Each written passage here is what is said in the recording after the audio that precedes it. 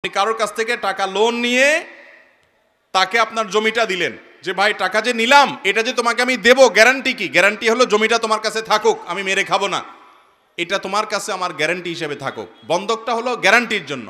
কিন্তু আমাদের সমাজে যেটা হয়, শতকরা প্রায় 100%-এর মতো, 99%-এরও বেশি মানুষ জমি বন্ধক রেখে সেই জমি ভোগ করে। এটা সুস্পষ্টভাবে নাজায়েজ কাজ। অনেক উলামায়ে কেরাম এটাকে একটা হারাম বলেছেন, অনেকে মাকরুহ তাহরিমি বলেছেন, কিন্তু এটা নাজায়েজ এবং গুনাহের বিষয়, এ ব্যাপারে কারো কোনো সন্দেহ নেই। কারণ কুল্লু কারদিন জাররা নাফআন ফাহুয়া রিবা, যেই লোনের বিনিময়ে কোনো বেনিফিট নেন আপনি, সেটা সুদ হিসাবে গণ্য হয়, রিবা হিসাবে গণ্য হয়। এই জন্য অনেক উলামায়ে কেরাম এটাকে রিবা বলেছেন, সুদ বলেছেন। অর্থাৎ আমার জমিটা আপনাকে দিলাম, আপনি আমাকে 5 লাখ 10 লাখ টাকা দিলেন, আমার বিপদ হয়েছে, সেজন্য সেই টাকাটার আমি কাজ সারলাম। যতদিন আপনার টাকা আমি শোধ না করব, বিনিময়ে যিনি টাকা দিয়েছেন তিনি ওই বেচারা যিনি লোন নিয়েছেন তার জমি ভোগ করবেন। তাহলে আপনি লোন দিয়েছেন, বিনিময়ে যে উপকার ভোগ করছেন, ফায়দা হাসিল করছেন, এটা গুনাহ হবে। এখন কথা হলো, আপনি বলবেন হুজুর তাহলে কে দিবে? কারোর কি মাথা খারাপ আছে? এভাবে কেউ কাউকে দেয়? টাকা দিয়ে দিব 5 লাখ, জমিটা আমার কাছে থাকবে শুধু আমানত হিসাবে, কিন্তু তার জমি সেই ভোগ করবে, এটা কি কেউ দেয় নাকি? হাওলাত দিলাম, আবার কোনো লাভ হবে না আমার টাকাটা, তাহলে লাভটা কি? মনে রাখবেন, কর্জে হাসানা, মানুষকে হাওলাত দেওয়া, এটা এত বড় ইবাদত, এত বড় সওয়াব, কোনো ক্ষেত্রে মানুষকে দান করার চাইতেও বেশি সওয়াব হয় কর্জে হাসানা। কিন্তু আমাদের সমাজে আজকাল কর্জে হাসানা আছে, লোন দেওয়ার সিস্টেম আছে। এই না থাকার একটা কারণ হলো, যারা লোন নেয় তারা একবার নিতে পারলে আর ওই লোকের চেহারাটাও সে দেখতে রাজি। দোকান থেকে বাকি খাওয়ার পর অন্য দোকান থেকে ঘুরে ঘুরে নগদ খায়, ওই দোকানের সামনে দিয়ে আর হাঁটে না। এই চরিত্রের কারণে যারা লোন দিতে আগ্রহী তারা লোন দিতে চাইলেও দিতে পারে না। আর এই কারণে শুধু লোন না দিয়ে লোনের বিপরীতে গ্যারান্টি নেবেন। গ্যারান্টি কি? আপনি কাউকে 10,000 টাকা লোন দিচ্ছেন, তার মোবাইলটা গ্যারান্টি দেন, মোবাইলটা বন্ধ করে ডেস্কে আপনি ফেলে রাখেন, আপনার ড্রয়ারে ফেলে রাখেন, টাকা দিবা মোবাইল নিয়ে যাবা, কাহিনী শেষ। তাহলে সে ঘড়িমসি করতে পারবে না, টাকা দিচ্ছে না। এলাকার ময়মুরব্বী, চেয়ারম্যান মেম্বারকে ডেকে, আলেম ওলামাকে ডেকে বলবেন মোবাইলটা নিলামে উঠায় বিক্রি করেন, আমার টাকা আদায় করে দেন, কাহিনী শেষ।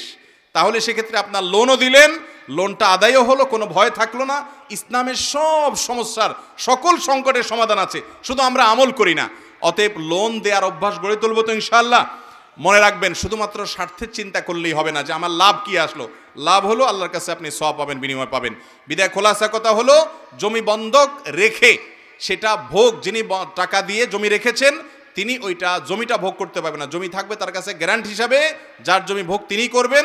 শুধু তিনি টাকা না দিলে জমি যাতে করে বিক্রি করার উদ্যোগ নেওয়া যায়, মূল দলিল দিয়া এলাকাবাসীকে নিয়ে, সেই ব্যবস্থা তিনি গ্রহণ করবেন। তবে এখানে বিপরীত রাস্তা, বিকল্প একটা রাস্তা আছে। সেটা হলো, যদি দেখেন আপনি বিপদগ্রস্ত, আপনার 5 লাখ টাকা দরকার, কিন্তু জমি আপনাকে কেউ, এই টাকা আপনাকে কেউ দিবে না জমি ভোগ করা ছাড়া, যদি এরকম হয় তাহলে আপনি এই চুক্তিটাকে একটু ঘুরায় নেন, চেঞ্জ করে নেন। ফরম্যাটটাকে চেঞ্জ করলে জায়েজ হবে। কিভাবে সেটা আমি বলি।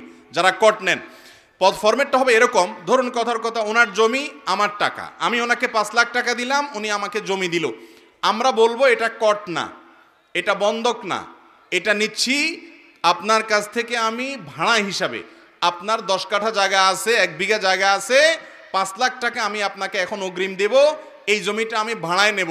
প্রতি মাসে এই 1 বিঘা জায়গার ভাড়া আমি 100 টাকা দেব।